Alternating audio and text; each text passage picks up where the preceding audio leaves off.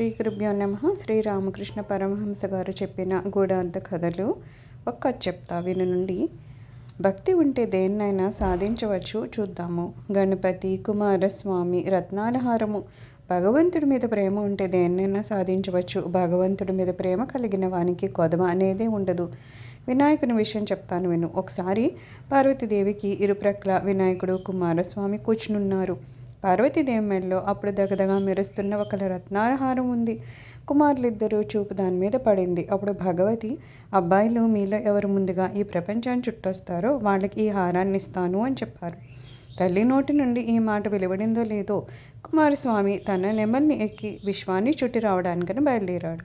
తన నెమలి అతి వేగంగా ఎగరగలదు కానీ తాను ముందుగా తిరిగి రాగలనని అతని నమ్మకం. ఇక గణపతి శాంతంగా కూర్చున్నాడు.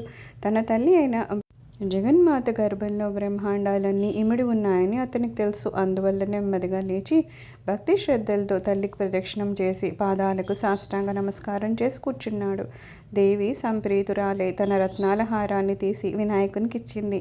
నెమలి వాహనం మీద బయలుదేరిన కుమారస్వామి స్వయంగా ప్రయాణం చేయాలి కనుక విశ్వమంతా చుట్టి ఎంతోసేపటికి తిరిగి వచ్చి తానే ముందు వచ్చాను అనుకుంటూ తల్లి దగ్గరకు వచ్చాడు. వచ్చి చూసేసరికి వినాయకుడు తన మెడలో రత్నాల హారం ధరించి ఉండడం కనిపించింది. విషయం అప్పుడు గ్రహించాడు. కాబట్టి భక్తి వలన దేన్నైనా సాధించవచ్చును. కావాలంటే భక్తి వల్ల బ్రహ్మజ్ఞానం కూడా లభిస్తుంది. ఈ కథను శ్రీ గురుదేవులు శ్రీరామకృష్ణ కథామృత రచయిత అయిన మహేంద్రనాథ్ గుప్తకు చెప్పారు. తాను దివ్యజన్ని ప్రార్థించిన విధానాన్ని కూడా మహేంద్రునికి తెలుపుతూ, అమ్మ, వేదాంతాలలో ప్రతిపాదింపబడిందంతా నాకు తెలియజేయి. తంత్రాల్లోనూ పురాణాల్లోనూ చెప్పబడిందంతా కూడా నాకు అనుగ్రహించమ్మా అని అమ్మను ప్రార్థించానని చెప్పారు.